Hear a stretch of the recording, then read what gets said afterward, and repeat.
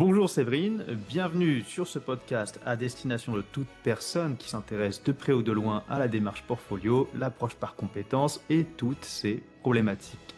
Alors, avant de commencer et de rentrer dans le détail croustillant de cet épisode, est-ce que tu pourrais te présenter qui est Séverine?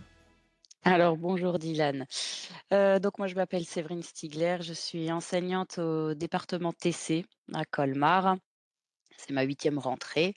J'enseignais avant en lycée, et avant ça, j'étais dans le monde, du privé. J'ai fait une école de commerce, un master en ressources humaines et en management et j'ai été quelques années consultante en placement. Voilà. Pour résumer, j'enseigne particulièrement le PPP, le portfolio et je fais un petit peu de négociation en première année. Hmm. Donc c'est une première, on venait d'en discuter en off, mais c'est une spécificité assez originale, c'est-à-dire que le gros de tes enseignements, c'est principalement portfolio et PPP. Absolument. En fait, j'ai été recrutée il y a 8 ans sur une fiche de poste axée développement des compétences relationnelles, puisqu'à l'époque on était en DUT et que c'était une ressource à part entière. Entre parenthèses, qui à mon sens manque, dans le BUT. Donc développement des compétences relationnelles et portfolio. J'ai été recrutée exclusivement pour ça. D'accord. Et ça, c'était dû à une spécificité liée à la formation Tech Deco, si je me trompe pas. Oui, parce que le développement des compétences relationnelles, c'était une ressource dans le Mhm. DUT Tech Deco. Oui. Et que là, après, je crois que ça peut dépendre des filières et des formations, mais que aujourd'hui, les compétences dont tu parles, les compétences interpersonnelles, c'est un peu ce qu'on retrouve dans les compétences transversales. Je sais qu'en fonction des référentiels et des maquettes, il y a des blocs compétences transversales. Je ne sais pas s'il y en a un dans ton Bah, cabinet. il y en a pas chez nous malheureusement. En fait, quand je dis que ça manque, c'est que ce que je travaillais et c'était dans le référentiel, hein, du développement des compétences relationnelles, c'est tout ce qui était communication verbale, non verbale, gestion des émotions, gestion des conflits. Et du coup, avec l'arrivée du but et la disparition de ce module-là, j'ai essayé de voir comment on pouvait, l'intégrer et en fait, on l'a intégré, alors, pas tout, il y a une partie que je fais plutôt en égo, tout ce qui est communication verbale, non verbale, mais tout ce qui touche à la gestion des émotions, à la connaissance de soi, bah, en fait, on l'a intégré dans le portfolio, hein. D'accord, d'accord. Alors justement, l'un des enjeux de cet épisode que moi, en tout cas, j'ai personnellement, c'est d'aborder cette question de l'articulation qui pourrait exister ou qui pourrait être souhaitable pédagogiquement entre le PPP et le portfolio. Mais avant de rentrer sur cette articulation, est-ce que tu pourrais déjà nous définir ce qu'on entend par ce PPP pour ceux qui ne connaissent pas et le portfolio? Ce que tu, oui, comment tu le définis ces deux notions, comment tu définis ces deux cours et ces contenus? Alors, le PPP, projet personnel et professionnel, pour moi, c'est l'accompagnement des étudiants sur leur projet de vie. Mais je vais dire de vie parce que je leur dis toujours que les 2 P de personnel et de professionnel sont pour moi indissociables.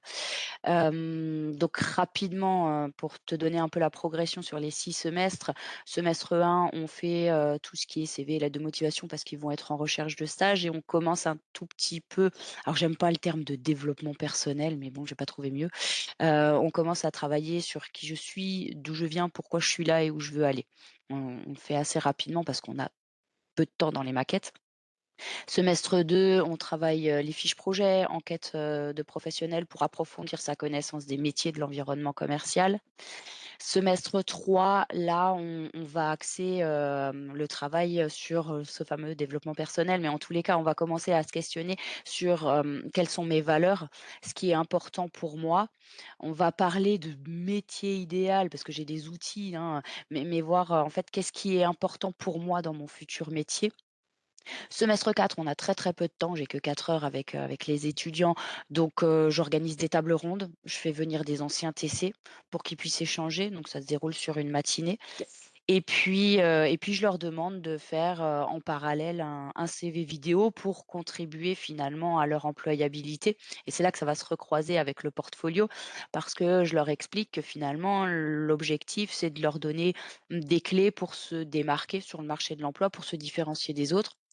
Tout le monde va postuler avec un CV, une lettre de motivation, voilà, mais peu de candidats vont avoir ce petit plus lié, à la preuve de ses compétences et là, on rebasculera sur le portfolio. Donc bref, ils font un CV vidéo et puis semestre 5, on travaille sur le post-BUT, sur les différents projets, entrée dans la vie active, poursuite d'études, départ à l'étranger, enfin voilà. Donc ça, c'est pour le PPP. Pour le portfolio, pareil, j'ai construit une progression, mais qui n alors j'insiste quand même, hein, parce que, je ne sais pas si on va en discuter ou pas, mais le portfolio, c'est une histoire d'équipe. Moi, toute seule, je ferai rien. Donc moi, j'ai une super équipe à Colmar qui m'a suivie dès le début dans la progression que j'ai proposée. Donc en portfolio, alors en première année, je gère parce que encore une fois, on a très peu d'heures dans la maquette. Donc on commence par travailler sur une frise de vie, pour aborder la notion de situation d'apprentissage et la notion de compétence. Donc je leur demande de mettre sur cette frise de vie toutes les expériences importantes, significatives qu'ils ont vécues, et puis ensuite je leur dis: «Bah, voilà, comme par rapport à ces situations-là, essayez de me dire quelles sont les compétences que vous avez développées» et donc là, on aborde tranquillement, doucement la notion de portfolio parce que c'est une notion qui est pas simple pour eux et que si on va trop vite sur tout ce qui est référentiel de compétences, composantes essentielles, apprentissage critique, enfin on les perd. Donc Ouais, on fait ça comme ça. S2, là ça bah, on rentre dans le vif du sujet, donc je leur demande de réfléchir à une méthodologie de travail, à des outils qui vont leur permettre d'analyser les situations d'apprentissage qu'ils vivent. Et là, je OK. raccroche un peu, je raccroche la maquette, hein, et je leur présente le référentiel de compétences. Alors là, C'est voilà, dur, hein? c'est compliqué. C'est vraiment Ouais. compliqué. Et après, en deuxième année, on attaque ce fameux travail d'équipe, hein, dont je parle. En fait, tout le S3, ils vont travailler à la préparation d'un oral et fin de S3, ils vont rencontrer un tuteur portfolio. Donc c'est un membre de l'équipe, hein, dans l'équipe, on est une vingtaine et on suit chacun, 5, 6, 7 étudiants, selon les années, selon les effectifs. Donc on les rencontre en fin de S3, on check leur méthodologie de travail, comment ils analysent les situations d'apprentissage et cetera et ensuite, on regarde s'ils sont capables de faire le lien entre, les traces, les preuves qu'ils ont gardées, parce que c'est une notion qu'on aborde aussi en première année et les compétences qu'ils ont développées. Ça, c'est pas toujours évident. S4, on attaque le travail sur le portfolio professionnel. Donc cet outil supplémentaire qui va Mmh. leur permettre de se démarquer sur le marché de l'emploi et là, ils sont accompagnés par leur tuteur. OK. Troisième année, on change de tuteur parce que j'ai besoin que parce qu'en fait, je leur dis toujours les ressources humaines, c'est, une science complètement subjective et donc j'ai besoin qu'ils puissent, avoir des regards différents sur leurs propositions. Donc ils ont moi en première année, ils ont un tuteur en deuxième année, ils ont un autre tuteur en troisième année. Donc là, c'est encore un autre tuteur en troisième année qui va faire le point avec eux sur leur portfolio professionnel cette fois-ci, qui va leur donner des conseils et puis dernière soutenance fin de S5, on finalise, on évalue le travail qu'ils ont fait sur le portfolio d'apprentissage et sur le portfolio professionnel. Dernière étape, S6, j'organise alors j'ai appelé ça un training job dating, même s'il y a des enjeux, même si je fais venir des entreprises qui ont vraiment des besoins de recrutement. Je travaille avec un vacataire, qui va les briefer sur tout ce qui est CV, lettre de motivation, simulation d'entretien d'embauche et on les prépare à une grosse journée qui se déroule en général, sur la première quinzaine de mars où on va Bien. organiser un concours de recrutement. Donc en général, j'ai 4 entreprises, là j'en ai 5 cette année, mais l'idée c'est de pouvoir les faire, les tester sur les simulations d'entretien. On utilise ou pas les outils qu'on a vus pendant 3 ans, Mmh. mais l'objectif, c'est l'employabilité. Putain, Voilà. génial. Finalement, tu leur fais tu conclus tout ce processus par une espèce de situation d'apprentissage, réel, authentique pour le coup. Si en plus tu arrives à faire venir des entreprises qui ont vraiment des besoins, ça pour le coup, ce serait quelque chose à développer. Il faudrait que j'en discute avec des collègues. Et je vais revenir alors sur le commencement, qui est finalement le moment où tu as dû présenter et définir le portfolio aux étudiants.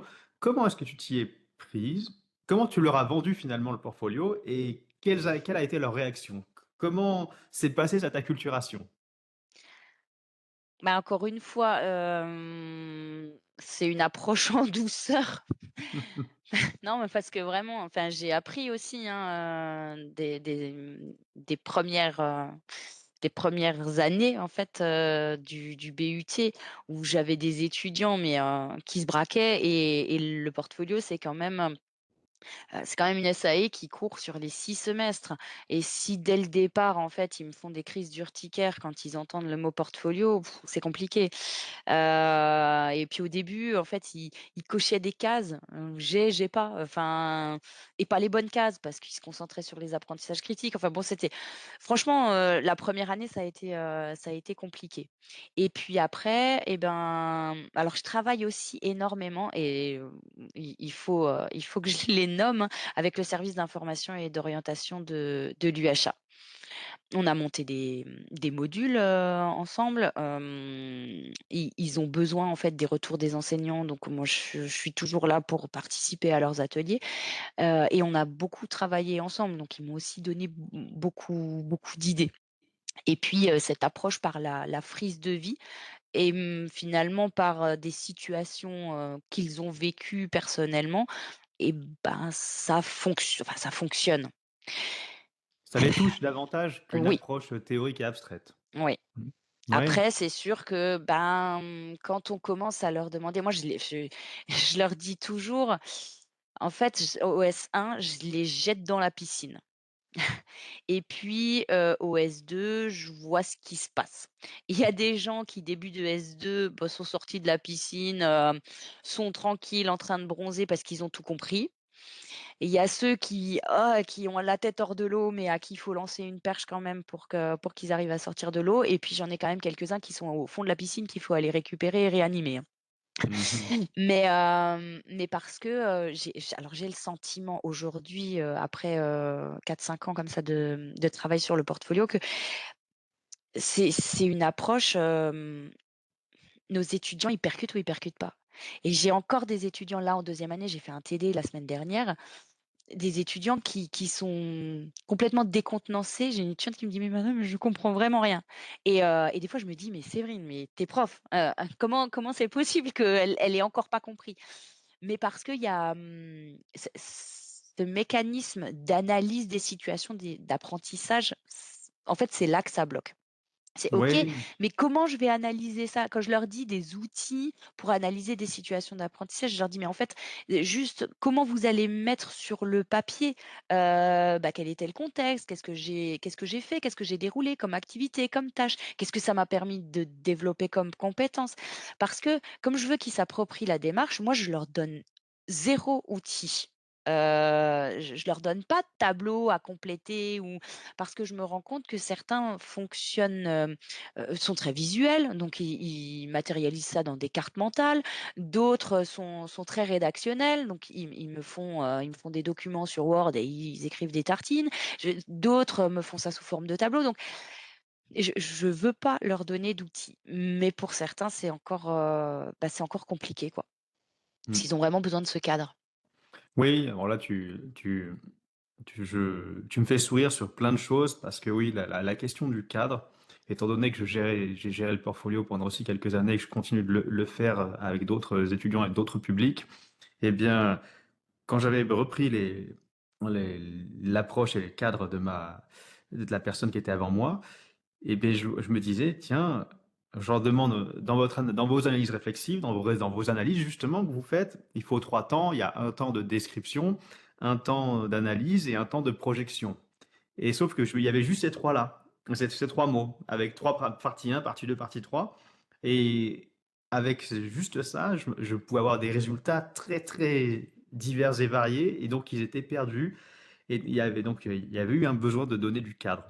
La la difficulté avec le cadre et tu me diras si tu es d'accord, c'est qu'en donnant un cadre, plus notre cadre est clair, plus justement ils peuvent, rentrer dedans facilement et plus ils rentrent dedans facilement, plus ils posent leur cerveau, ils se mettent sur des rails et let's go et quand je leur posais la question finalement, c'était vraiment bon, on fait l'exercice parce qu'il faut le faire et c'est là qu'on a un problème, c'est cette analyse authentique ne l'est plus parce qu'elle devient scolaire C'est ça? et la deuxième difficulté, tu me diras si là aussi tu es d'accord, c'est que on analyse une situation, mais où on s'analyse dans cette situation et c'est dur de se prendre pour objet d'analyse, en fait. Et c'était un peu la difficulté que j'avais essayé de mettre en place et de, comment dire, de surmonter pédagogiquement, c'est de les amener en fait à consentir et à les rendre capables de s'analyser. C'est un peu l'idée de la démarche réflexive. Et ça, honnêtement, les faire rentrer, les faire adhérer d'une part et les rendre capables de mobiliser des outils d'analyse sans se cacher derrière, je trouve ça difficile. Je sais pas ce que tu en penses. C'est vrai, parce que je pense qu'on a aussi un souci avec nos étudiants de, de valorisation des compétences. En fait, souvent, je dis toujours, dans nos étudiants, on a grosso modo 80 de nos étudiants qui ont des difficultés à valoriser finalement ce qu'ils savent faire, ce qu'ils sont et quelles sont leurs compétences. Alors est-ce que c'est une question d'humilité? Est-ce que c'est une question de maturité? De confiance en soi? Ou est-ce que le système est peut-être pas un peu responsable de ça? Mmh. Bon, j'ai un peu mon avis sur la question, mais c'est vrai que, notre système scolaire français, hem, n'aide pas nos étudiants à avoir confiance en eux. Arrivés en première année, moi je fais le constat que, cette culture de la note, Mmh. elle leur a pas permis de, pointer du doigt quelles sont leurs forces. On leur a toujours montré ce qu'ils ne savaient pas faire, ce pourquoi ils n'étaient pas bons, mais on leur dit rarement: «Ah ouais, là, tu es super bon. Je pense Ouais. que c'est là que tu vas pouvoir, développer quelque chose» et c'est très dommage à mon sens et c'est pour ça que en fait, ils ont pas envie, clairement. S'analyser, c'est, c'est être capable aussi de dire: «OK, qui je suis?» et je crois qu'ils ont pas très envie de se poser ces questions-là, parce qu'il y a toujours que le négatif qui va ressortir et du coup, ça m'emmène aussi sur ma progression. J'ai une collègue à moi qui est, enseignant-chercheuse, en psychologie sociale, qui intervient au S4 en portfolio Oh génial. et elle travaille sur la confiance en soi et sur la valorisation des compétences. Alors au début, c'était un petit peu compliqué parce qu'on s'est dit, «Mais en fait», parce que c'est pas évalué. On a fait le Oui, choix de pas évaluer ça et heu, c'est une bonne chose, non? c'est Est-ce une qu'on très devrait bonne chose. l'évaluer? C'est un biais d'évaluer. C'est une très, très bonne chose.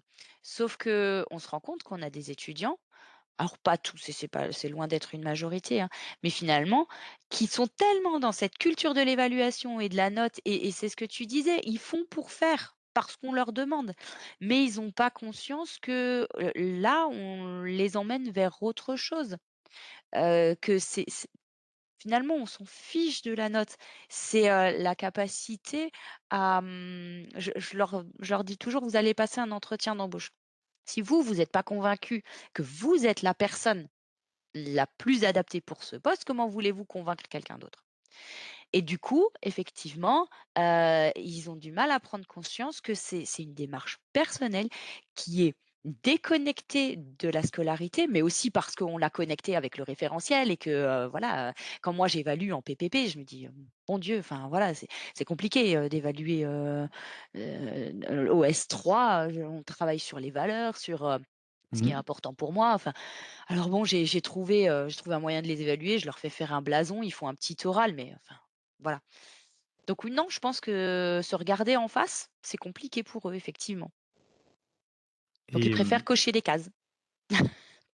oui, alors là, tu fais écho, enfin, à une scène que j'avais eue. J'avais justement essayé de diffuser la démarche, Portfolio, mais à des enseignants, et donc je les avais mis dans la situation des étudiants, et à la fin, en discutant, on s'était posé la question de qu'est-ce qui était difficile là-dedans, et j'avais eu, un enseignant qui avait dit: «J'ai pas forcément envie de voir à quel point ma vie, c'est de la merde». Donc et ce que j'ai trouvé ça très drôle, c'est que finalement, oui, il y a ce côté accepter de se prendre pour objet d'analyse. Ça peut aussi individuellement accepter de faire un point sur sa vie et de voir tout ce qui, à l'instant T, ne va pas.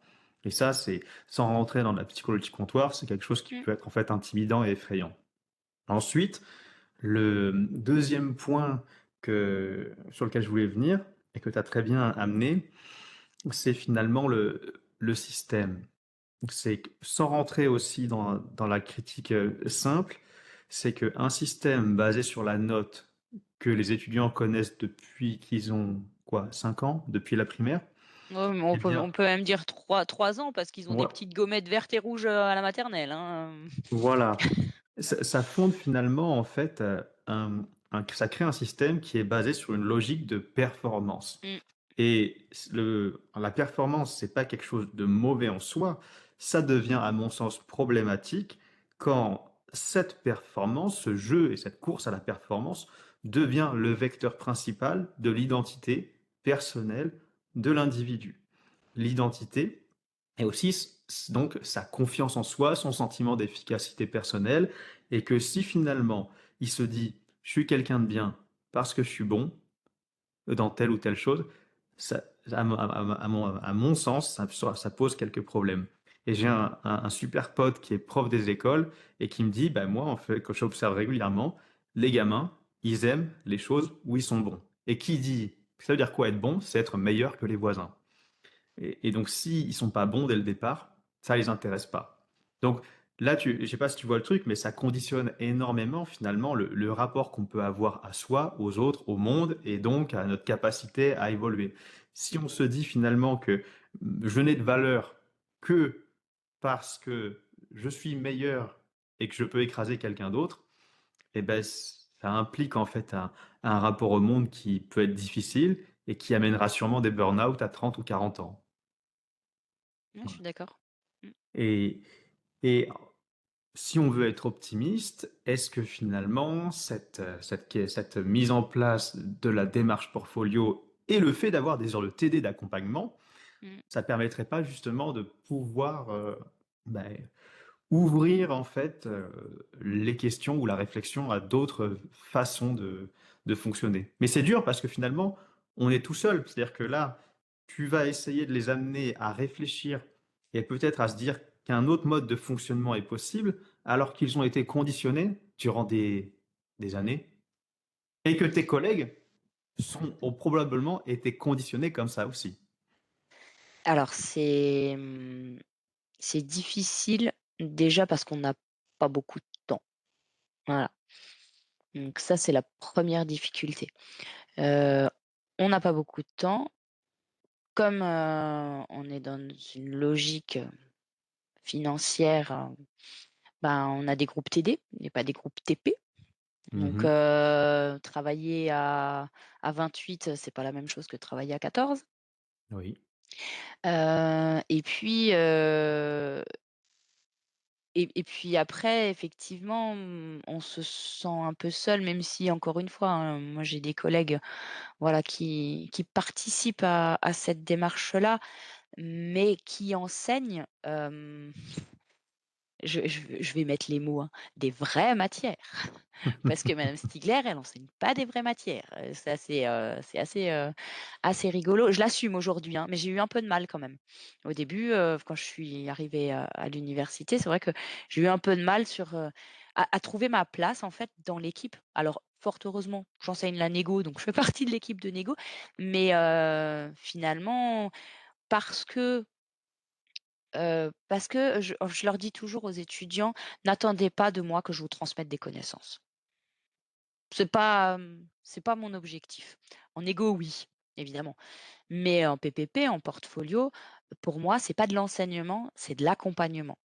Et alors là, ils sont déjà un petit peu perdus parce qu'ils sont déjà en train de vouloir prendre des notes, sauf que non, ça va pas fonctionner comme ça dans mes matières. Et donc du coup, oui, on se sent un peu seul parce que même si les autres collègues participent au portfolio, participent à la démarche, participent à l'évaluation, hem, bah, en fait, ils ont des vraies matières dans lesquelles on transmet des connaissances, dans lesquelles on évalue par le biais d'un test final et fait voilà.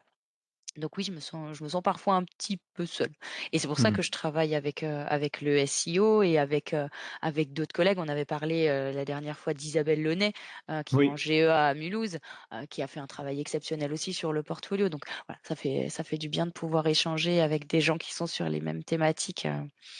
Ce qui est pas évident, ce qui est pas évident et j'ouvre en fait une petite, parenthèse réflexive sur les vraies matières, le concept des vraies matières.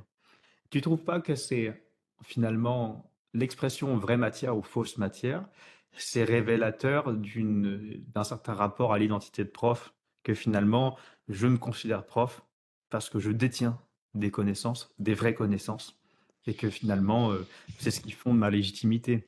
Et ça, c'est quelque chose que je trouve très intéressant d'étudier. Moi, à titre personnel, je me retrouve complètement dans ce que tu décris.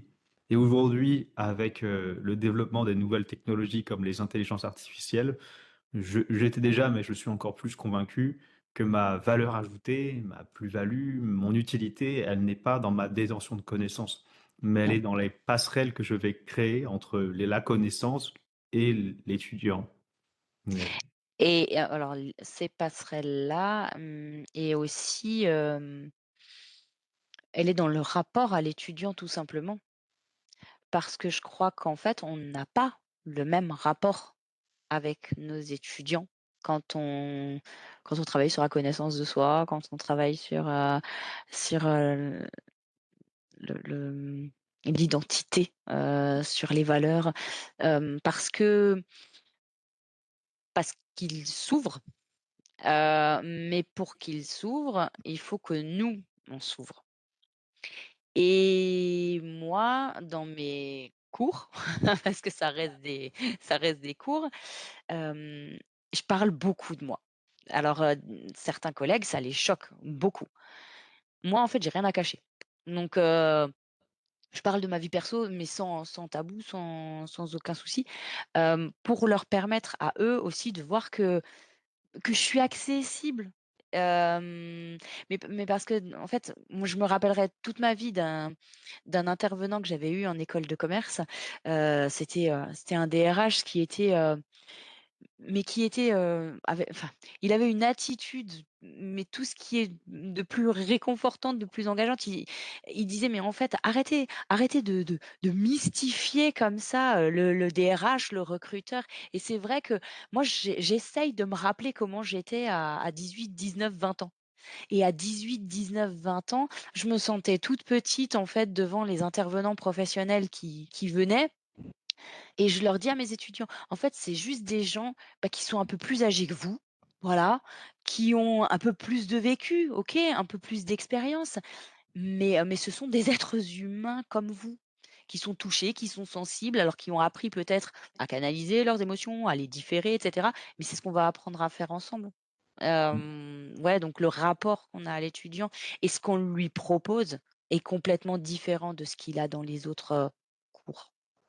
Ouais. Ah, je trouve ça génial parce que j'allais te poser des questions sur la nécessité de questionner et identifier clairement la posture professionnelle, la posture de prof qu'on a quand on part dans le portfolio. La nécessité de le questionner et de le re-questionner régulièrement. Parce que j'avais eu un prof qui est venu, bah, Mathieu d'ailleurs, salut Mathieu, qui est enseignant-chercheur à l'ULCO, l'Université du Littoral Côte d'Opale. et qui on avait fait un épisode de podcast sur justement comment est-ce qu'on vit enseignement Mmh. de la démarche, portfolio, et il avait dit, «J'ai compris j'ai compris l'intérêt de la démarche portfolio le jour où j'ai commencé à me l'appliquer, et la question que je me pose souvent, c'est que finalement, ça m'amène à retravailler ou repenser ou juste penser mon rapport à l'étudiant, mon rapport à ma relation avec eux. Où est-ce que je pose mes limites? Où est-ce que comment dire? Où est-ce que je pose mes limites? Où est-ce que jusqu'où je m'autorise à aller dans ma relation avec eux? Ce qui est important. Et toi, j'ai l'impression finalement, tu avais déjà pensé à tout ça, et c'est pour ces raisons-là que tu as une ouverture et que tu essaies de manifester et d'incarner cette ouverture en parlant de toi ou autre.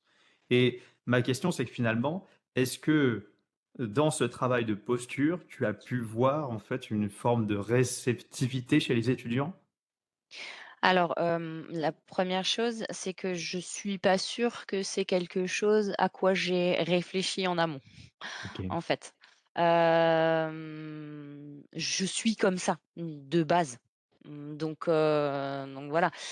L'opportunité, d'être comme ça m'a permis, voilà, de faire ce que j'ai à faire avec les étudiants.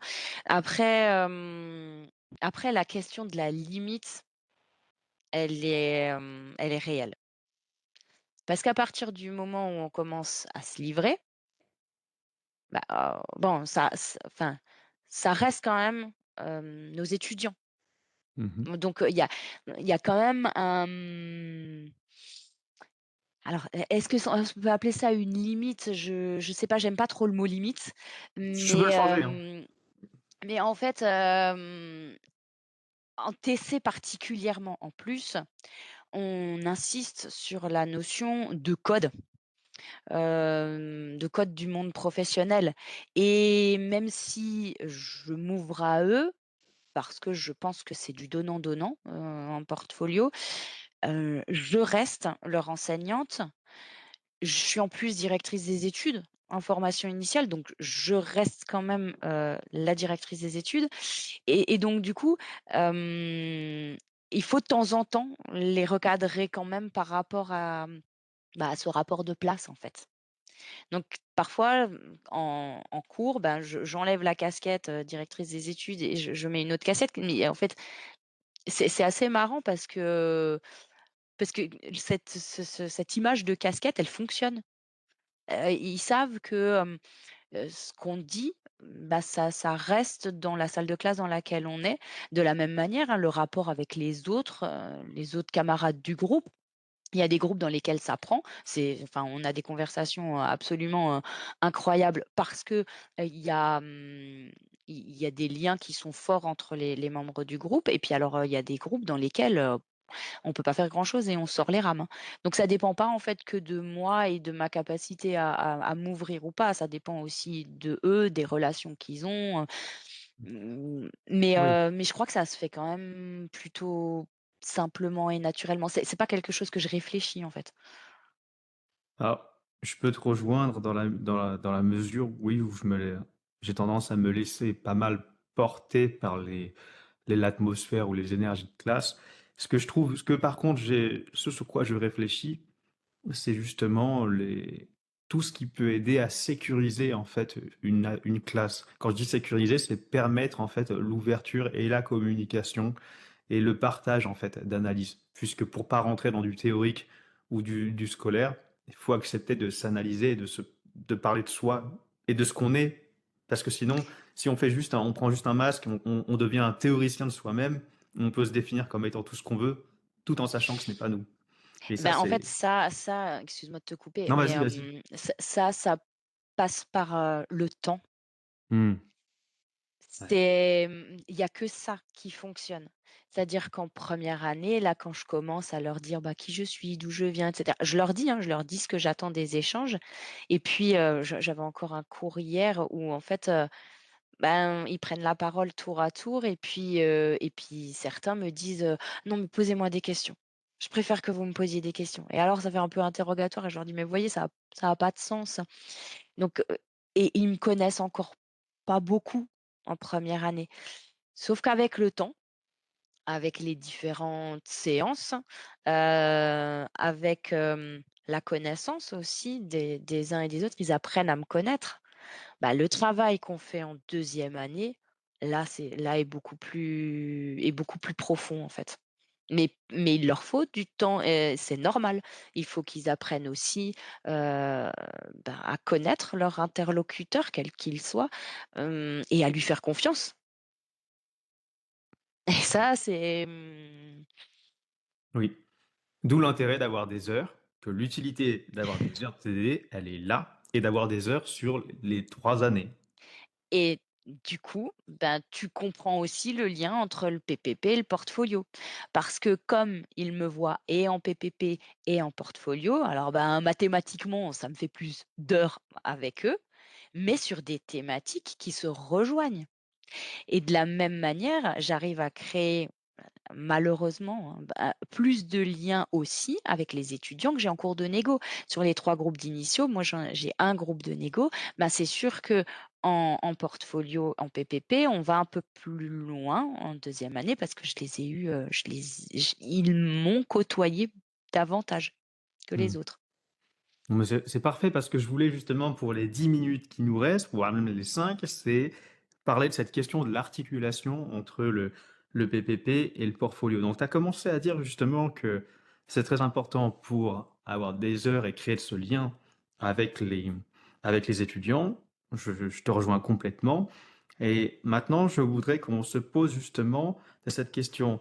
Comment est-ce qu'on peut combiner pédagogiquement PPP et portfolio? Ta vision à toi, qui gère ces 2 matières, c'est quoi?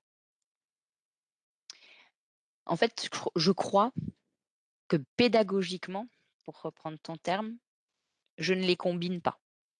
OK. C'est je pense que c'est décorrélé. C'est c'est sûr. J'ai eu une progression en PPP, j'ai une progression en portfolio. Je crois que ce qui est important, c'est que ce soit la même personne. En fait, on revient à ce qu'on disait. C'est une question de personne. C'est parce que, ils m'ont dans les 2 ressources, SAE portfolio, qu'on arrive à faire des connexions. Mmh. Sur le principe, on pourrait très bien avoir quelqu'un qui fait le PPP, quelqu'un qui fait le portfolio. Mais du coup, ce serait plus compliqué, pour les 2 parce que, bah, mathématiquement, ils passeraient moins de temps avec les étudiants et ils apprendraient moins à créer du lien avec eux et tu vois, c'est vraiment une question de personne, je pense. C'est pas une question de progression pédagogique, à mon sens, hein. Mmh. Alors, je suis d'accord avec toi, oui. J'ai pas j'aurais pas forcément d'objection particulière. Je peux essayer d'en trouver, mais en tout cas, mon expérience, m'a amené aussi à ce genre de conclusion. Alors même que j'occupais juste le portfolio. J'étais pas en charge du PPP, mais par contre, sur les 3 années, j'avais un peu moins de 60 heures de TD. Alors, 60 heures de TD, mais c'était pas 60 heures étudiantes. C'est comme on avait 2 groupes, c'était moitié moi en gros, il y avait 15 heures, 15 entre 15 et 20 heures Étudiants, sur la première année, ouais, 20, 10-12 heures en deuxième année et 6 à 8 heures en troisième année. C'était dégressif.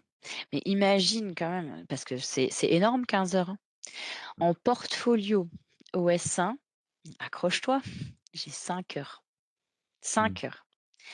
OS2, j'ai 5 heures aussi, dont 2 qui sont consacrées à l'évaluation. 5 heures étudiants? Ouais, OK, donc mais tu as plusieurs groupes alors? oui, oui, oui, moi j'ai Ouais. ouais, oui. 5 heures, bah, honnêtement, au premier semestre, je pense que j'avais à peu près la même chose. J'avais à peu près peut-être un petit peu plus, mais très légèrement parce qu'il y avait quoi? 2 séances en début pour leur justement les acclimater à ce qu'on entendait par la démarche réflexive, les faire tester. Et 2-3 séances vers la fin du semestre, enfin une séance en milieu et une séance vers la fin pour qu'ils puissent commencer à utiliser ce qu'ils font en cours pour nourrir les analyses réflexives.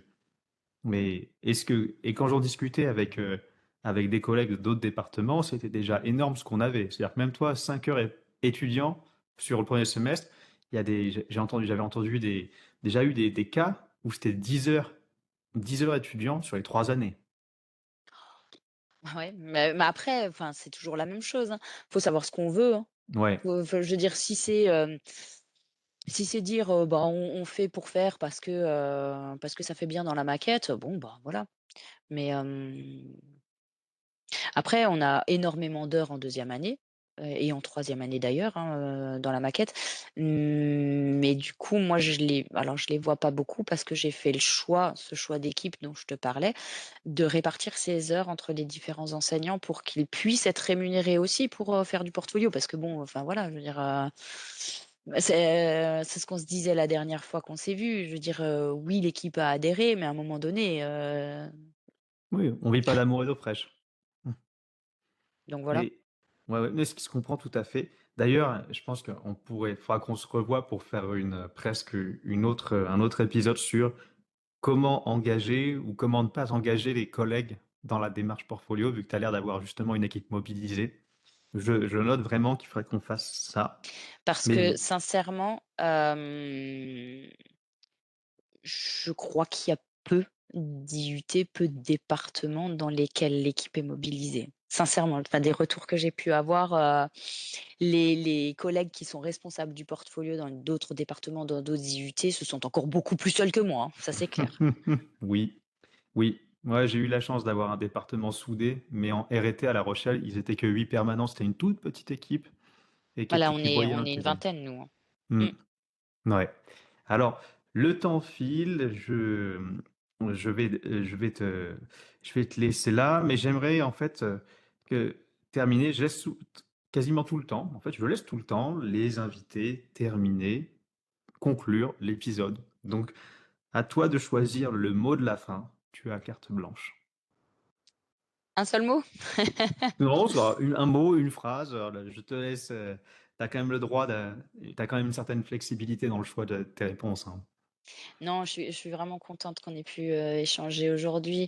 Ce que je constate quand on échange sur le sujet, c'est qu'on manque encore une fois, comme dans nos maquettes, toujours de temps, parce que ce sont des sujets qui sont extrêmement complexes et que, et que les échanges qu'on peut avoir sur le sujet sont extrêmement riches, extrêmement nourrissants. Tiens, si j'avais un mot à retenir, c'est nourrissant.